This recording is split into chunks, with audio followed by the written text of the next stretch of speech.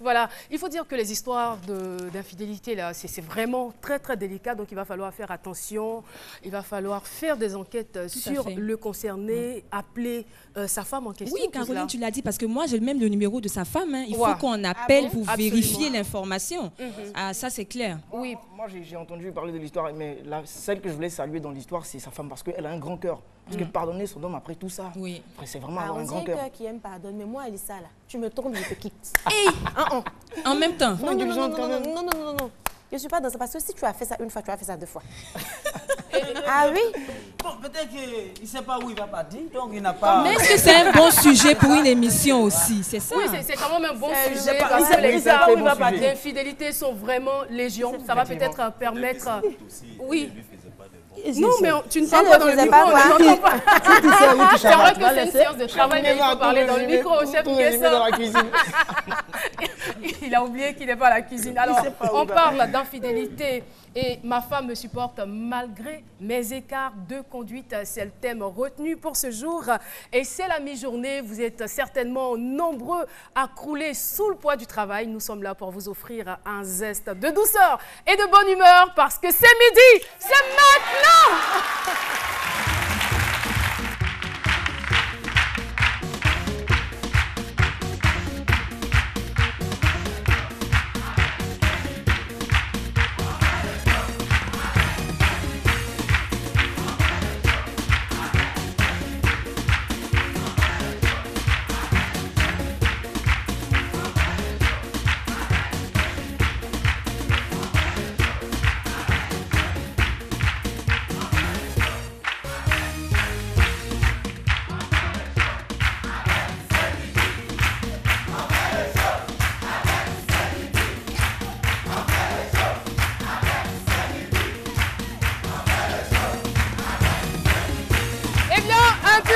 Comme vous, tous les animateurs en rêve, merci beaucoup, public de ce midi. Et merci à vous aussi, téléspectateurs, parce que vous êtes fidèles. Et voilà. Philo. Merci. Alors, Philo, tu peux nous expliquer ce qui se passe? Alors là, c'est le travail. Je travaille comme ça. Parce que les gens, ils n'ont qu'à me respecter un peu. Thermos là, il est gâté aujourd'hui. Moi, je veux bien un café. Moi, je veux du thé. Tu veux quel café? Non, c'est quoi ça? Oh, c'est ça, mec, qui est doux. C'est ça. Mais c'est sale. C'est ça là.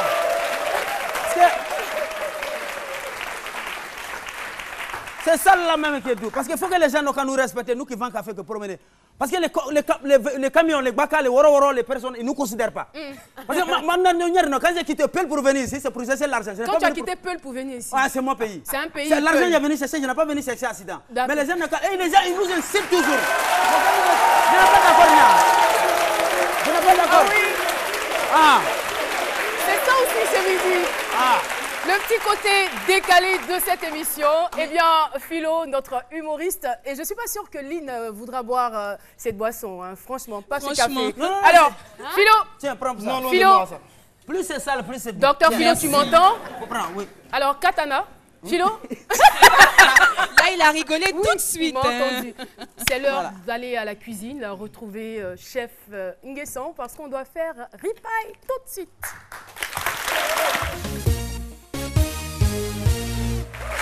Chef Nguesson, ça va bien? Je vais bien, merci. Alors, qu'est-ce qu'il y a au menu? Aujourd'hui, nous allons proposer aux téléspectateurs une tombée d'oignons au mouton. Mais je veux savoir, quel jour tu vas offrir des plats à tout le public ici? Quel jour? Parce que le public, franchement, ils effectuent le déplacement du lundi au vendredi. Et voilà, ils n'ont jamais goûté, c'est pas normal. Ou bien, vous n'êtes pas d'accord avec moi? Et on va organiser ça. On va organiser ça et trouver un jour, inviter tous les fans de ces midis. Le budget, hein? Le budget, hein? Alors, Philo, docteur Philo, il entend? Tu entends? Ouais. Tu peux te déplacer, s'il te plaît? Ah, bon, d'accord. Je vais remettre ça à mon apprenti, il va faire le travail. D'accord. Hein?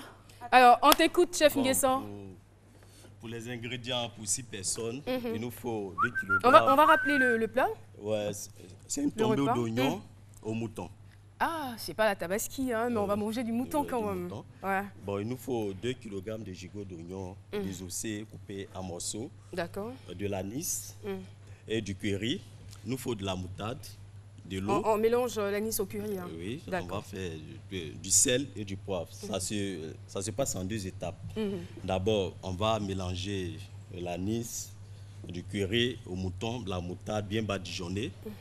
On met ça dans la casserole, on mouille légèrement, on assaisonne sel, poivre et on laisse cuire pendant 15 minutes. Après 15 minutes de cuisson, pendant les 15 minutes de cuisson, nous allons faire la tombée d'oignon, c'est-à-dire faire revenir l'oignon haché. Il faut au moins pour 2 kg de mouton, il nous faut 1 kg d'oignon émincé. Ouais, 1 kg d'oignon émincé. Il nous faut 4 poivrons émincés, de l'ail, 4 gousses d'ail hachées, une branche de poireau haché, de l'olive verte et des herbes aromatiques. Et en plus, 4 cuillerées à soupe d'huile d'olive. On va faire revenir les oignons, le poireau et l'ail dans de l'huile, faire suer. On ajoute le poivron. D'accord. Les olives vertes, les olives vertes, l'assaisonnement. C'est du persil et du basilic haché. D'accord. On mélange le tout. Une fois que avec quoi? Il y a quel liquide à l'intérieur? Non, il n'y a pas de liquide. Okay. On fait bien revenir les oignons, puisque les oignons ne doivent pas être cuits, ne doivent pas être trop cuits. D'accord. On va faire revenir un peu. Puis ensuite, on mouille avec le fond de cuisson. Après les 15 minutes de cuisson du mouton, on renverse le jus, le bouillon dans la casserole. Dans la casserole et on fait revenir légèrement pendant 5 minutes les morceaux de mouton. Après les 5 minutes de cuisson, on renverse les morceaux de mouton dans la casserole, on couvre et on laisse cuire pendant 5 minutes à feu doux. Après les 5 minutes de cuisson, on dresse. Bon, l'accompagnement, ça peut se manger avec le riz. D'accord. Le riz, de la tiquée.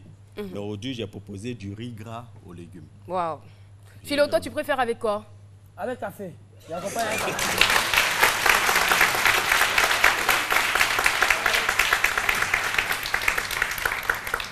C'est quoi, non? Je ne peux plus continuer l'émission. Je ne me sens pas en sécurité avec un gars comme ça. Il faut continuer. Il s'arrête, tu me dis qu'il faut continuer. D'accord, on va poursuivre. Oui. Après, on passe au dressage. Aujourd'hui, je propose du riz gras aux légumes accompagné. Mais n'oublie pas le café. Hein. Non, le café. On va veiller à cela. Bon, le café, après la nourriture, on peut. Non, pas de riz. C'est-à-dire qu'après, quand tu vas servir le repas, tu ne sers pas de riz à Dr Philo. Philo aura son café à côté. C'est bon? On est d'accord, hein? Vous êtes mes témoins. Merci, on se retrouve avant la fin de cette émission. Eh bien, vous l'avez bien remarqué, en début d'émission, nous avions une séance de travail ici même sur le plateau, comme on le fait au bureau, et on parlait d'infidélité.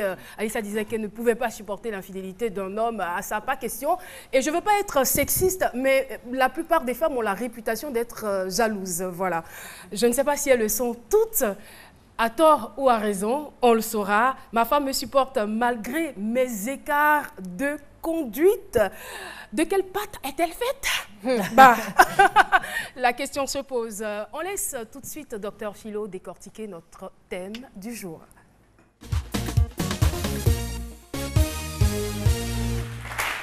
Merci, je dirais tout simplement à Alissa, il faut accepter l'infidélité.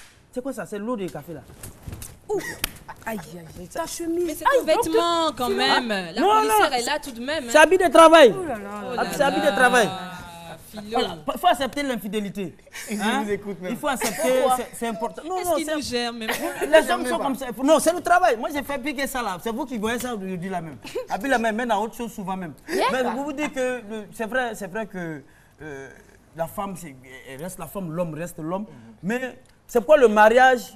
Vous voyez, quand on va à la mairie, on va à la réception, les gens mangent, on est content. Mais après, c'est vous vous retrouvez à deux dans la maison, vous allez gérer votre foyer. Okay. C'est ça. Les gens, mais ceux qui vont manger là, souvent d'autres ils sont constipés, d'autres sont stipés. Bon, c'est qui enlève, prend qui t'a enlevé le truc. Toi, tu jettes ton foyer. Mais, je voudrais dire que il faut que... C'est une femme qui a un grand cœur. Oui, la femme, c'est bon, on dit, pour le meilleur, le mariage, c'est pour le meilleur, pour le pire. Le pire, c'est pas parce que... C'est pas seulement que l'un ou l'autre doit tomber malade. Le pire, c'est l'infidélité aussi. Il faut... Oui, mais c'est ça, on est pire là. C'est l'infidélité. Je pense que... Le pire, c'est pas un décès, c'est pas une maladie. C'est pas un décès. C'est un décès ou une maladie. Le pire, c'est vrai. Le pire, c'est... D'accord, pour toi, le pire, c'est l'infidélité. Mais l'infidélité... Non, ça fait partie de l'infidélité aussi. Oui, l'infidélité fait partie du pire. Mais l'infidélité de qui? De l'homme ou de la femme ou des deux? Les deux. Ah, faut répondre. Si la femme est infidèle, toi l'homme, tu acceptes. Okay. Si l'homme est infidèle, toi, non, ça accepte. Mais je préfère qu'on accepte plus pour l'homme, parce que c'est garçon. Why? Moi, je pense que... Non. Attends. Nous ne sommes pas d'accord. Nous ne sommes pas d'accord avec Philo. Et ceux qui disent Philo, ce sont les hommes. Oui. Comme par hasard. Pourquoi? Non, mais il y a les femmes aussi vont dire Caro. On n'est pas d'accord, les femmes. On n'est pas d'accord. C'est le même sang qui coule dans nos veines. Voilà, oui. On a le même cœur. Mais moi, il peut porter des balais pour sortir, pour faire 100 mètres. Est-ce que vous pouvez porter des balais pour faire 100 mètres? D'accord. Dieu instaure les choses comme ça. Je te laisse continuer. Voilà. Le plus signifie tout simplement, c'est problème intense et regrettable. C'est pourquoi notre invité regrette là. C'est pourquoi il vient sur ce plateau de télé. Donc c'est ça. La femme, il faut aimer. Il ne faut pas aimer parce que... Vous voyez, et puis malheureusement, certaines femmes vivent ce genre de fête. Elles souffrent. Elle est bien habillée, elle est sapée, mais elle souffre à la maison. Tu vois, l'homme la bat. Il la bat. Mais généralement, quand c'est comme ça, là, personne ne sait où. Parce que si elle crie fort, là, les voisins ne peuvent pas parler demain. Donc quand c'est comme ça, là, quand il la bat, là, elle rentre dans la maison. Mais une femme, quand l'homme te bat dedans, il ne faut pas sortir. Il me fait mal. Non. Il faut camoufler. Le foyer, c'est le secret. Il faut accepter toutes sortes de choses. C'est pourquoi moi je propose la dot. C'est ton avis. Voilà, c'est pourquoi je propose la dot symbolique. Et c'est là qu'on va terminer. La dot symbolique matérielle. Je m'explique. C'est-à-dire, toi, tu vas te marier, tu vas donner dot. On te donne un petit masque. Le petit masque, là, vous installez dans la chambre. Le jour où tu la trompes ou bien tu la parles, le masque fait ça. Comme ça, il va rester fidèle. Voilà. Merci beaucoup, Dr Philo. Et nous allons prendre d'autres avis. Une épouse peut-elle pardonner l'infidélité de son mari? Écoutons. Je pense que oui, parce que le pardon en lui-même est une vertu donc, qui est ancrée en chacun d'entre nous, donc elle doit en user. Pardonner. Et puis en plus, si elle aime, elle peut le faire. Je pense que ça dépend de son éducation, de sa culture, puisque dans certaines cultures, c'est accepté et dans d'autres cultures, ce n'est pas accepté. Moi, je dirais que ça dépend. Voilà. Et ça dépend parce que si son mari n'a pas l'habitude de le faire, elle peut pardonner dans la mesure où il s'excuse, où il trouve les bons mots et tout ça. Voilà. Mais si c'est une personne qui a l'habitude de la tromper, moi je pense qu'elle devrait, malgré l'amour qu'elle lui porte, elle devrait essayer de prendre son envol. C'est possible, à condition que l'épouse l'aime, parce que quand on aime, on peut tout pardonner. Elle ne doit pas pardonner. Il n'a pas le droit de la tromper. Du moment où tu as décidé de l'épouser, tu dois rester avec elle. Tu as juré de fidélité, donc tu dois respecter ta parole. Tu me tues. Il la trompe, elle le quitte, c'est tout. Et oui, ma femme me supporte malgré mes écarts de conduite. De qui s'agit-il? Il est professeur d'électronique, il habite la commune de Marcory. Son nom, c'est Nguessan Rexon, que je vous demande d'accueillir.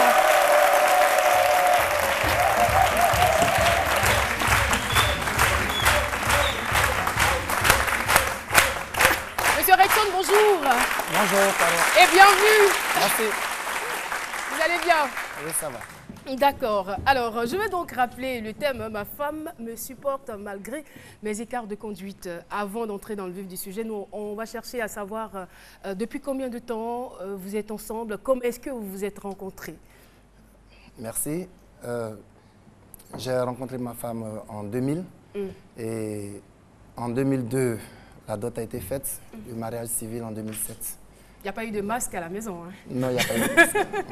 Voilà. Et bon, voilà. Quelle était la question?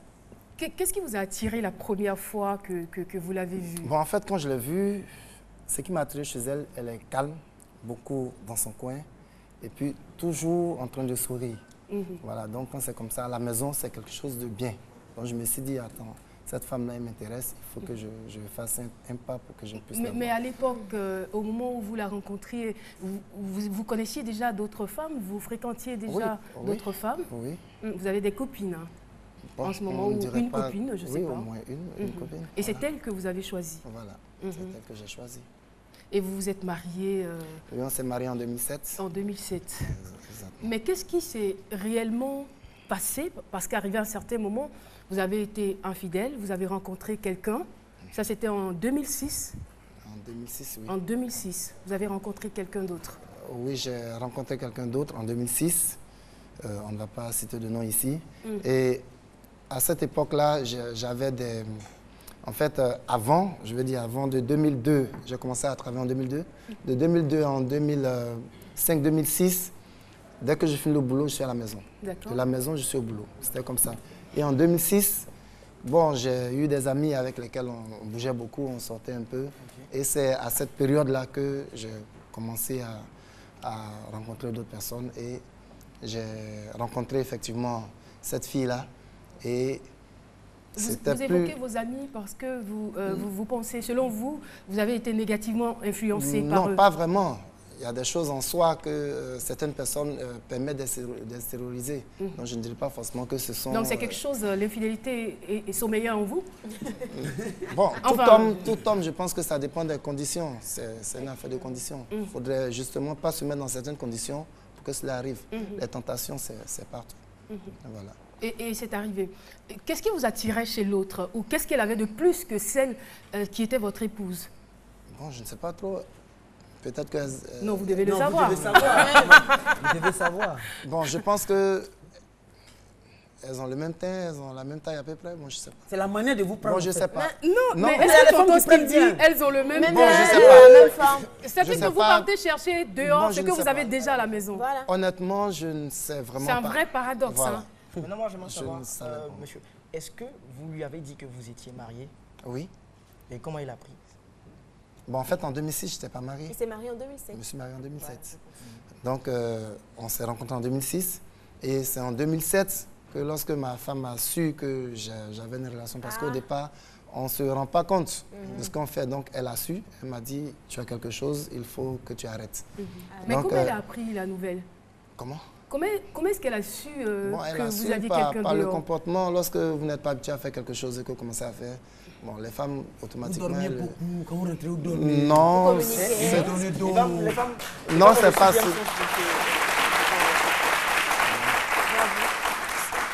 C'était pas tout dans ce sens, c'était beaucoup plus peut-être au niveau des communications nocturnes. Voilà, et puis bon, avant je rentre tôt. Quand je finis, je rentre. Bon, maintenant, je dis, bon, je suis avec tel ami, peut-être je vais rentrer à 22 h au lieu de 20 h. Bon, voilà. Donc, c'est un peu ça.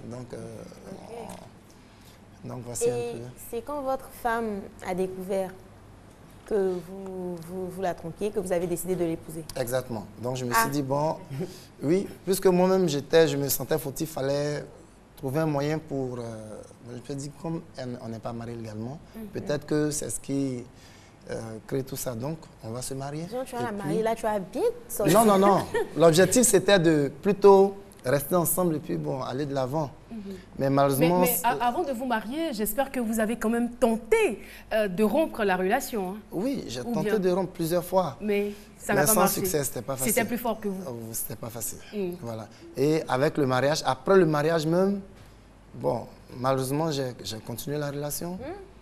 J'ai continué la relation parce que je n'arrivais pas à l'arrêter. Et en 2009, tout s'est gâté, comme on le dit. En 2009, il y a eu... Pour la première fois, j'ai vu ma femme en train de se rébeller. Voilà, elle m'a dit non, trop c'est trop. Bon, voici. Donc, elle en avait trop, je pense. Oui. Et en 2009, il y a eu séparation de corps. On a tenté un divorce. Heureusement que... La décision est venue de qui? De vous ou d'elle? De vous deux. De nous deux. Parce que c'était devenu l'enfer à la maison. Hein. Compliqué. La situation était infernale. Nous deux. Et heureusement que le divorce est une procédure complexe. Un peu lente. Voilà, et puis, bon, heureusement. Et dans cette période-là, j'ai été avec l'autre. Et vous avez eu un enfant. Voilà, j'ai été avec l'autre. Et en fait, les parents, ma mère surtout, a essayé de régler vraiment le problème, a tout fait pour que tout se règle. Et lorsque le problème était réglé, l'autre côté, elle attendait déjà un enfant de moi. D'accord. Et qu'est-ce qui va se passer? Il faut que le public et les téléspectateurs le sachent le jour de l'accouchement. Lorsqu'elle était en travail. Ouais, je voudrais vraiment m'excuser pour les personnes qui se sentiraient blessées. Excusez. Effectivement, lorsque la deuxième était en travail, c'était en 2010, j'ai appelé ma femme pour lui dire « Écoute, soutiens-moi en prière parce que le travail est difficile. » Le travail de qui? De la deuxième. De ta rivale. Mais c'est vrai que vous vous êtes excusé, mais je veux savoir, est-ce que vous avez imaginé un seul instant ce qu'elle pouvait ressentir comme douleur, la blessure que vous étiez en train de creuser dans son cœur lorsque vous lui disiez que sa rivale était en train d'accoucher? Vous avez pensé à ça avant de l'appeler? Non, sur le champ, je me disais qu'elle pouvait m'aider en prière. Et c'est elle que j'ai appelée. Et elle m'aidait en prière. Vous n'aviez pas d'autre soutien, une autre personne dans votre entourage de façon qui pouvait le faire? Automatique, voilà, c'est à elle que j'ai pensé. Je dis, bon, écoute, le travail est un peu compliqué, donc aide-moi en prière. Et elle m'a aidé en prière. Et à la fin, elle m'a dit... Quelle a été sa réaction? Qu'est-ce qu'elle vous a sorti comme Elle m'a dit, parole? si tu penses que j'ai quelque chose en cœur et qui fait que peut-être la fille a un travail difficile, que vraiment, c'est pas de mon fait. Vraiment, je te dis que c'est pas de mon fait et que tout va bien se passer. Et lorsqu'elle a dit, quelques temps après, 5-10 minutes, voilà, elle a accouché.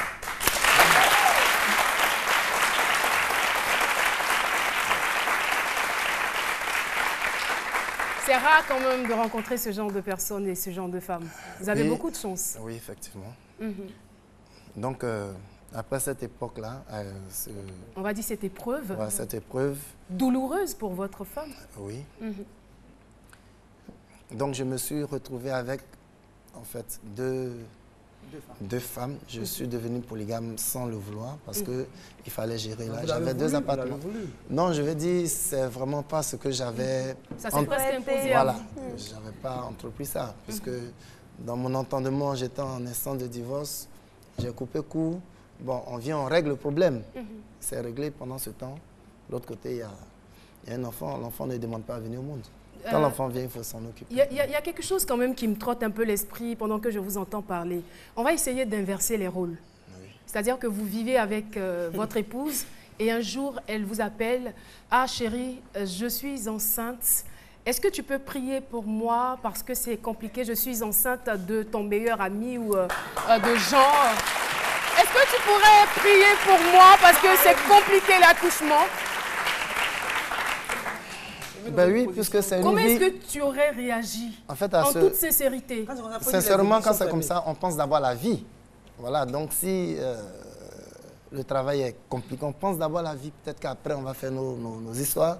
Mais à l'instant présent, le travail, quand il est difficile, c'est compliqué. On est entre la vie et la mort. Donc, vous êtes en train de dire que vous auriez fait la même chose?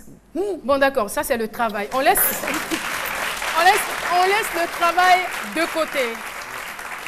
Pendant plusieurs années, je ne vous juge pas, pendant plusieurs années, vous avez entretenu une relation avec une femme et vous avez certainement créé des frustrations dans le cœur de votre épouse. Et vous apprenez par hasard qu'elle aussi a une relation avec quelqu'un d'autre. Est-ce que c'est quelque chose que vous pouvez supporter ou vous auriez pu supporter? Dites-moi en toute sincérité, moi je veux savoir. Moi je pense que oui. C'est pas parce que vous êtes dans le cas. C'est pas parce qu'il est à la télé. Pourquoi? En fait, c'est pas parce que c'est à la télé. Si, je peux le faire. Parce que généralement, les hommes, ils se disent qu'ils ont le monopole de l'infidélité parce qu'ils sont des hommes. Oui. Voilà, ils sont formatés comme ça. Je ne sais pas où est-ce qu'ils ont pris ces formules-là. Mais voilà, ils doivent tromper. Mais non. C'est une personne comme toute autre. Justement. Je pense que le corps a ses désirs. S'il y a des pulsions et que... on se trompe. Le plus important, c'est de reconnaître vraiment. Et puis, bon, de faire l'effort d'arrêter. Donc, une faute reconnue est à moitié pardonnée. Oui, le chef cuisinier veut parler. Hein. Bon sang. Bon, j'aimerais savoir, qu'est-ce qui vous a poussé vraiment à tromper votre femme? Bien, parce qu'elle ne vous faisait pas de bons petits plats.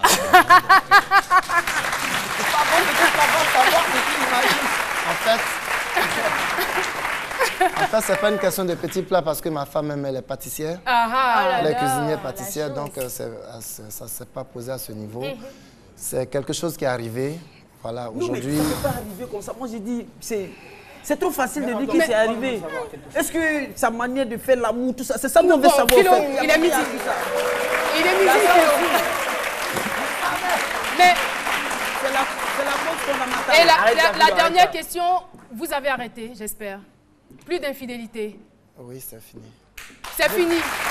C'est fini et vous avez décidé de lui offrir une chanson, n'est-ce pas? Oui. Et elle est là.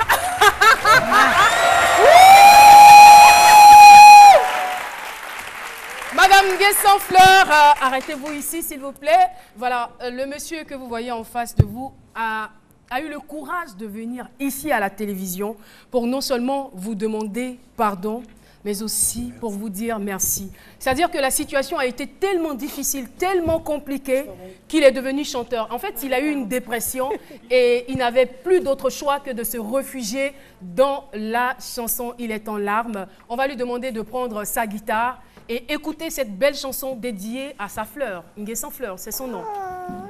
On va l'encourager, hein, parce que là, c'est pas facile. Hein. Vous allez bien? Oui. Oui, mais en attendant qu'il reprend ses esprits, moi je veux savoir, madame, qu'est-ce qui vous donne ce courage-là? Et puis de quelle patte... Attends. Ah, elle est comme moi. Elle est normale. Mais justement, qu'est-ce qui vous donne le courage de pouvoir supporter tout ce qu'il vous fait? Ces infidélités, tout ça. Je ne sais pas où aller.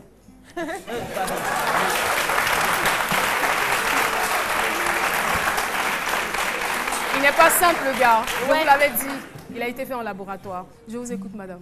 Bon, au fait, j'ai pu pardonner parce que j'ai senti vraiment que il regrettait. Et donc, il avait besoin de vous. Voilà. Alors, on va écouter la chanson.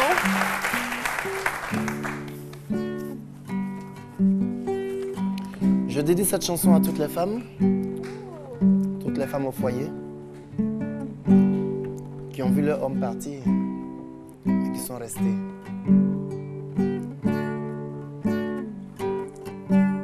Merci, merci, bébé. Merci, maman Chantal Fleur. Merci pour ton amour. Merci,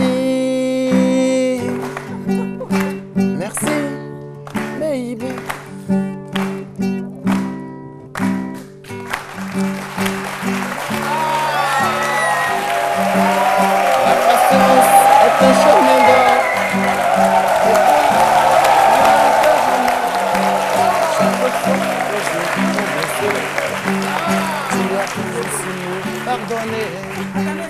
La patience est un chemin d'or. Et toi, tu as un cœur en or. Chaque fois que je t'ai blessé, tu as toujours su me pardonner. Tu m'as vu aller avec elle et tu en as beaucoup souffert. Je reconnais que j'ai eu tort. J'en ai eu même des remords. Merci beaucoup. Merci Rexon. Et pour prouver à quel point il était sérieux dans son histoire, il est venu rencontrer l'équipe de C'est Midi avec ce document comme un rapport de stage. On a ici le logo de la RTI, on a le logo de C'est Midi, sa photo avec sa femme et marié, Goumen pour mon ex et pourtant pardonné par ma femme. Une proposition de thème. Et je vous assure que ça ressemble vraiment à un rapport de stage. Il parle de lui, il parle de sa femme, il parle de son infidélité, il parle de ce qu'il est devenu aujourd'hui. Et c'est vraiment courageux de votre part d'être venu sur le plateau de Ce Midi pour faire cet aveu. Aux yeux et aux yeux de tous. Et voilà, moi, ce que j'aimerais vous dire à travers ce beau témoignage, en tout cas, c'est un éloquent témoignage. C'est vrai que c'est arrivé, mais on souhaite que ça n'arrive plus jamais. L'infidélité n'est pas faite pour arranger le couple. Quand vous êtes infidèle, vous-même, vous souffrez. Et vous faites souffrir aussi la femme. Après, ce sont les enfants qui en pâtissent et c'est toute la société qui est déséquilibrée parce que les gens ne croient plus en l'amour. Alors nous allons vous encourager les uns et les autres à être fidèles pour une société plus harmonieuse. Il y a quelque chose de fidèle dans cette émission. C'est la pub. À tout de suite pour la suite.